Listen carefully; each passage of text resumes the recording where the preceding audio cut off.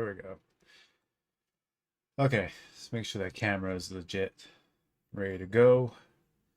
All right, so welcome to the last day of 2021. 2022 right around the corner. So happy New Year, Australia, living in the future, you know?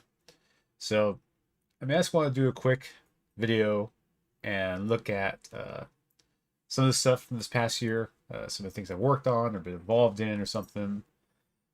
First off, the Arcgis Api for JavaScript, right? There's been like, should be 4 releases this past year. We do release every 3 months, roughly. So there were 4 releases last year. You can always look at previous release notes for like prior releases. So I want to say 419, to have a date, April 2021. 418? 2020, yeah. So April 419 was the first release of 2021. This is when the ES modules went into production, right? They were in beta beforehand, but now they're full on in production. And I'm very happy to see, I get a lot of questions from people on how to use ES modules with the API. There are a lot of people who have been moving to them. They're easier to integrate into your builds, especially if you're using something like Create React App or the Angular CLI, Vue CLI. So people are using it. And, great. I'm glad to see that. There were a lot of questions when it first came out, like, oh, well, I need CommonJS because my tooling, whatever, uses CommonJS and ESM. And we said no, right? And I was firmly behind that decision to say no CommonJS for release of the API because it's ESM, right? We wanted to release ES modules. We wanted to future-proof it. We didn't want to look back, okay? Another reason is the fact that if you look at the NPM release here, this is going to link out to NPM here. If you look at it here, the unpacked size is 45 megabytes. So a lot of that's the assets, though. I want to say maybe 20 megabytes, maybe. So if we had released this as a CommonJS as well, right? So if you had the 2 distributions in a single build or the single package, this would be pushing 60, 65, maybe even 70 megabytes of JavaScript. And no way do I want to have a package out there that big.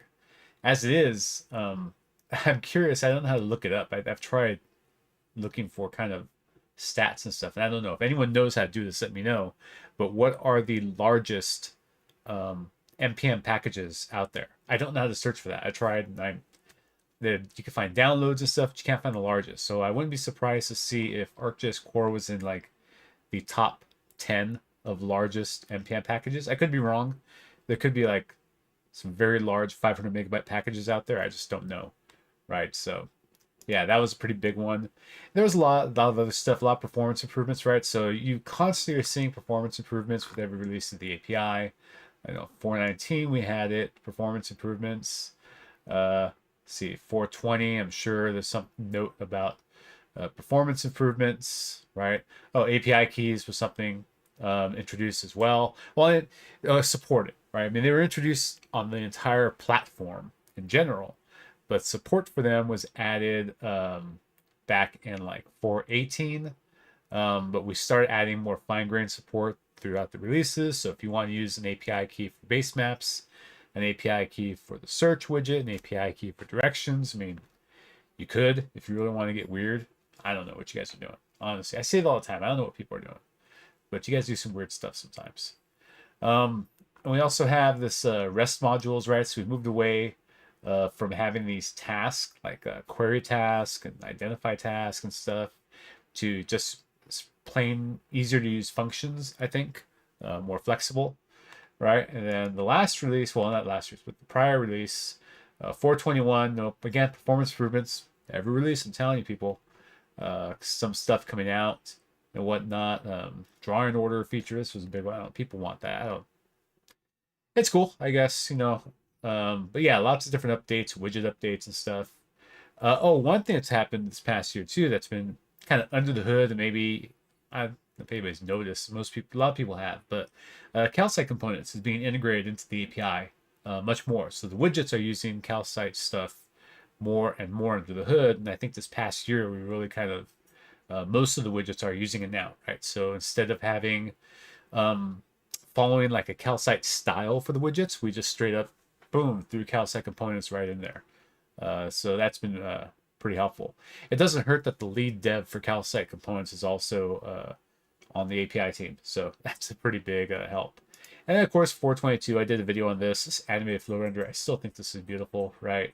There were a lot of updates went through here. A lot of stuff we're starting to push the envelope here. A lot of new things coming in.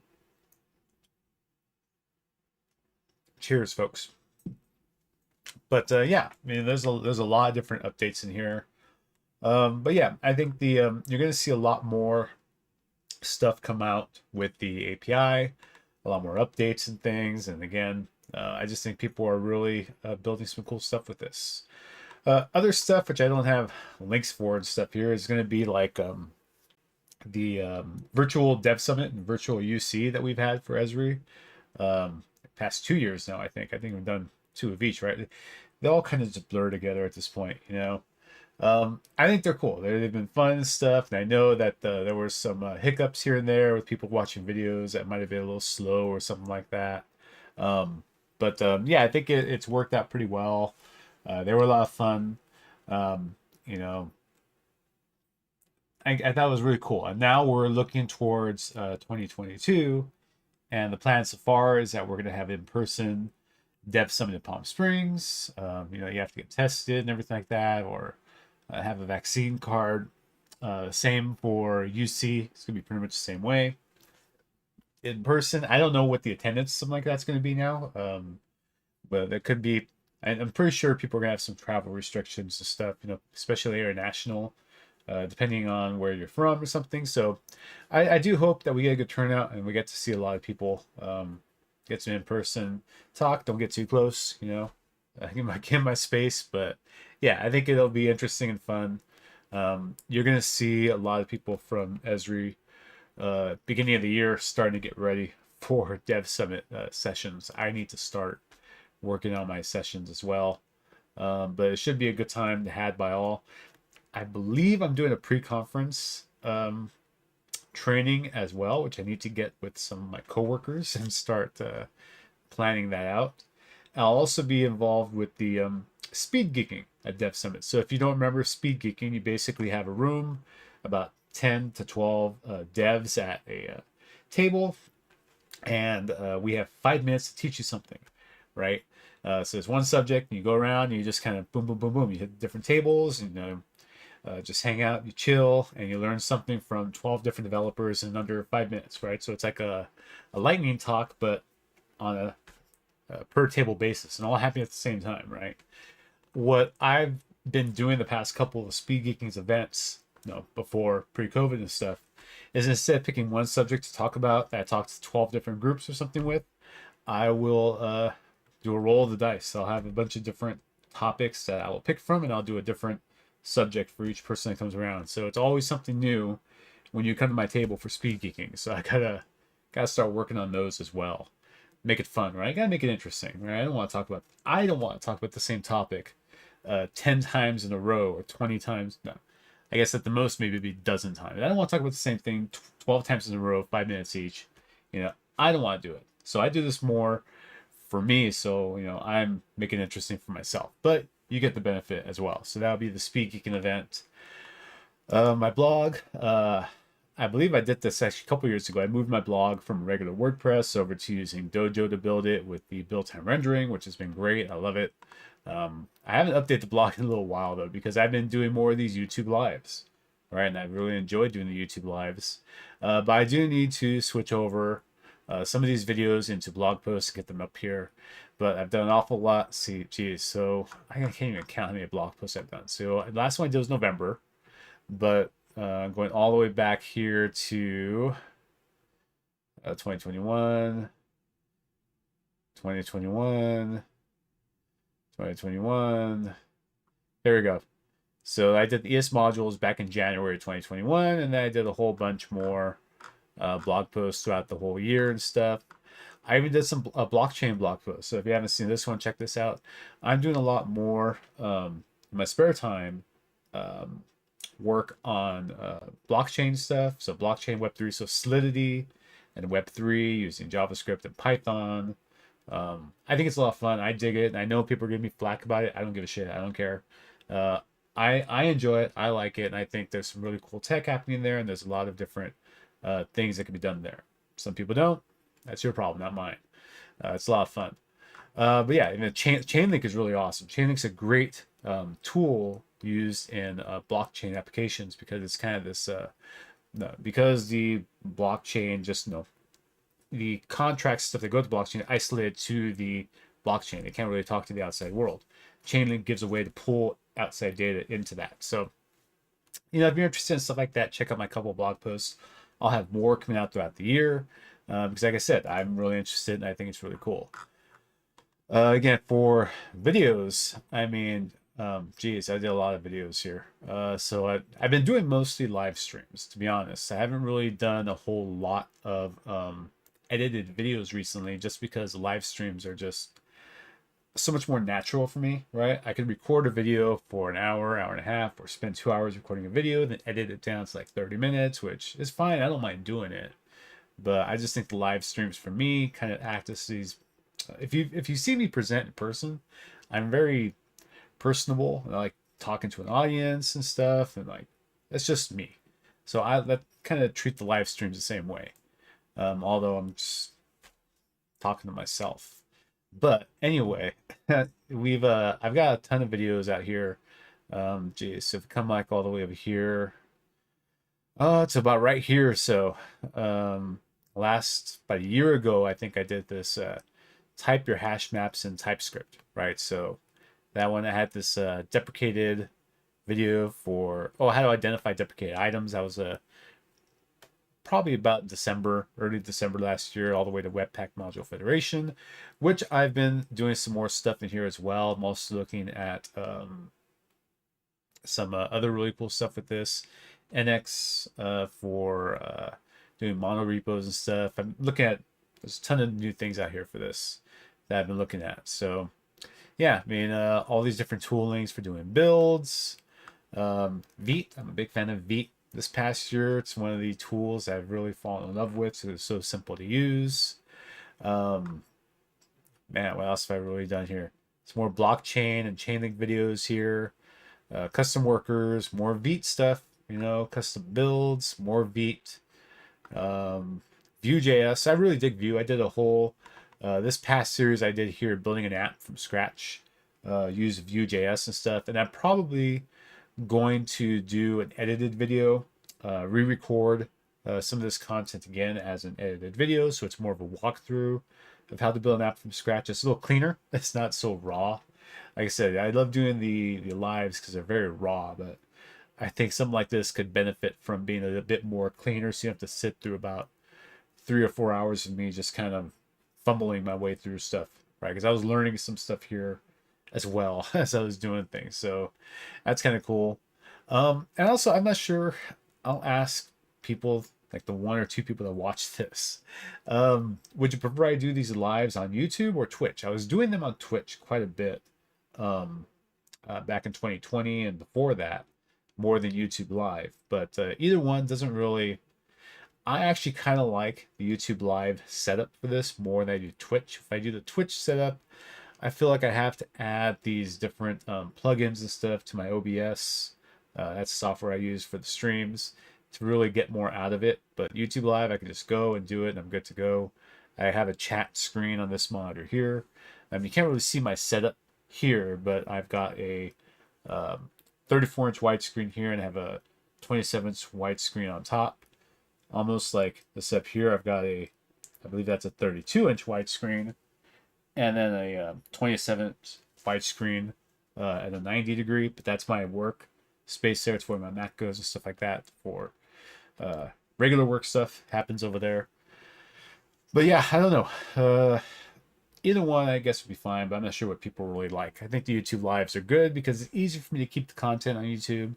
Whereas if I do it on Twitch, I might get more reach, but then I've got to, I'll probably push the videos to YouTube anyway, so I'm not sure. I don't know what people want. I think I've seen a lot of people moving from Twitch to YouTube Live, to be honest, so we'll see how that works out.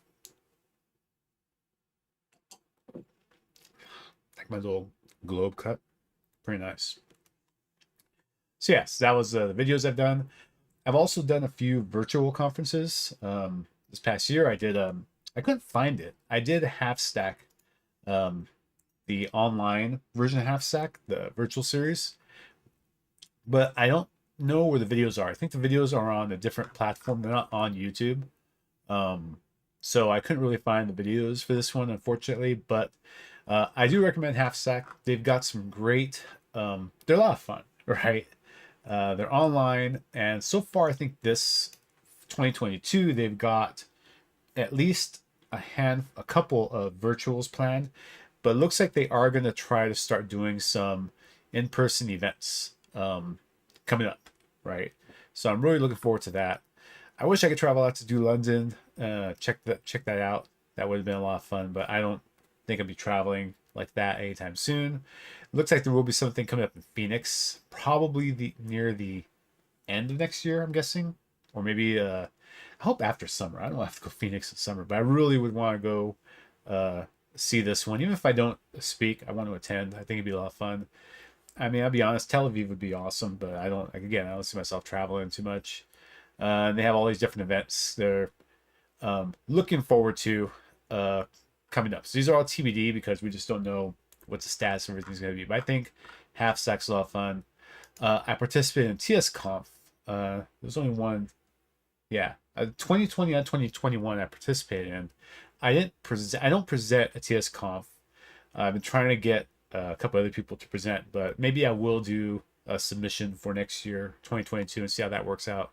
But I did do a on-demand video where basically it's one of these that you can watch when what do you call it, when you are not watching the live event, right? You could just watch one of these.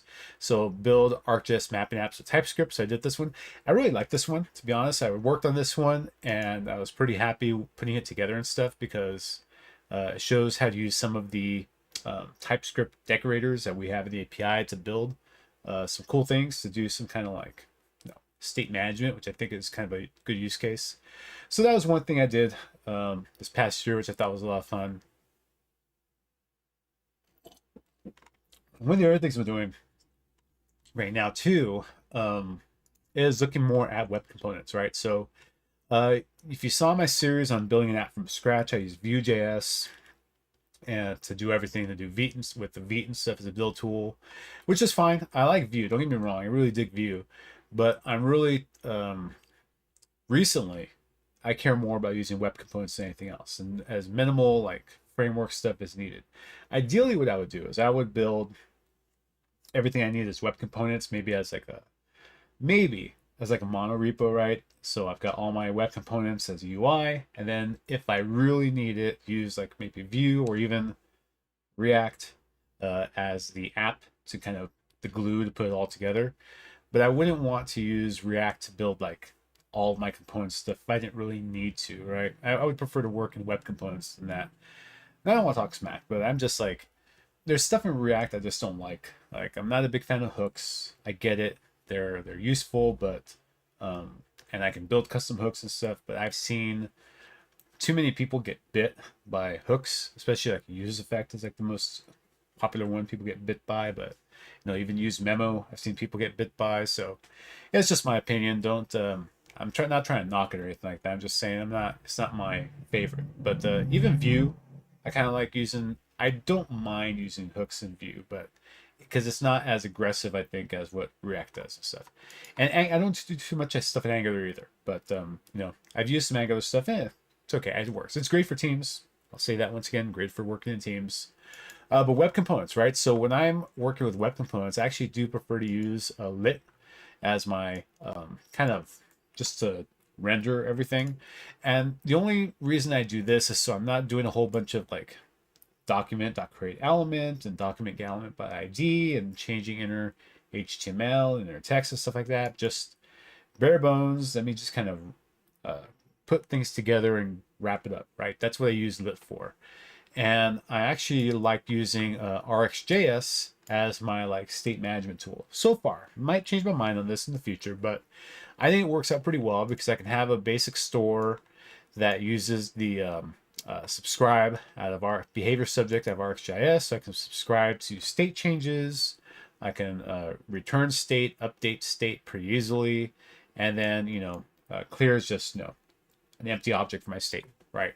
So I kind of like working with this. It's very simple for me. I can clearly see what's happening here. But again, I'm not tied to it. I'm not married to this whole workflow and stuff anyway. The main thing is that I am just a fan of using web components to put everything together, composing stuff together, passing around some functions and emitting some custom events, and I'm good to go. That's all I really need. That's kind of like what I've been working on this past year. I'll probably have two versions of that Nearby app come out. I have a Vue.js version and a web component version. Cheers, last drop. So that's the fun stuff that I've been working on. Things coming up for the year. So I've sat down with some of my goals for 2022. I don't make resolutions. I stick with kind of making some goals and kind of a mission statement and stuff like that. So I'm going to increase the content coming out. You can see here it's kind of sporadic. I had August, September, November, some kind of towards the end of the year, it's kind of like every other month, and that's just based on the fact that I'm busy. I got a job to do. I got things I'm working on and stuff. So it's been tough for me to really get as much content out as I wanted to. But there were a few months I'm able to get maybe 2-3 posts out a month. So I'm going to be looking at doing a minimum of 3 posts per month, as well as a minimum of 3 videos per month. Now, if I can get them done on a weekly basis, great. If not, I'm going to shoot for the 3 per month rule. That's what I'm going to try to stick with here. That doesn't include the lives, I don't think. I think I'm going to keep the lives to just a bit more one-on-one. Well, I guess there's one person watching this video, so maybe it will be one-on-one. But more of a just conversational, quick lives and stuff, whereas the edited videos would be more of like an on-topic topic of some sort, right? So I'll figure it out. I'll probably record a couple of videos this weekend for the coming couple of weeks, and then we're good to go. But that's what I'll be working on there. If there are any topics or something you want me to cover, let me know. And I'll be mixing up as well. I'll be talking not just about Arcgis API stuff and JavaScript and everything like that, but I'll be talking about maybe some other web dev stuff. And I've been doing some Python recently too. I haven't done a lot of Python work in a long time. I did tons of Python like 5-6 years ago when I worked in county. Well, geez, no, it's been like 7 years now. Oh my God. I left county in 2015. So I did tons of Python work back then, but again, it's been a while, so I haven't done a whole lot. But I'm working in Python again, so might even see a couple Python videos out of me, right? So I'll be faking it till I make it with that stuff. But yeah, you'll see more other just web dev technology stuff, as well as Arcgis API for JavaScript. I might even dive into some other platform stuff, either it's the REST stuff or the like integrating base maps and layers and location services with something like Leaflet or Open Layers. I'm really like Open Layers a lot. That's if I had to pick a library I was going to work with that wasn't the Arcgis API for JavaScript, I would pick Open Layers. Honestly, to do like a significant project. Something simple, I'd probably just go with Leaflet if I had to. But if I had to build something that had some meat to it, I'd probably go with Open Layers over Leaflet. And then, of course, I'll use Arcgis API for JavaScript for anything because I know it. I can do whatever I want with it. But yeah, so there's that. So if you got stuff you want me to look at or discuss, let me know. I'm glad to cover it. More TypeScript stuff coming up, more web component stuff coming up, of course. So yeah, don't forget to leave any questions in this video. You can hit me up on Twitter at Odonet. And don't forget to comment, like, and subscribe. Happy New Year. See you guys 2022.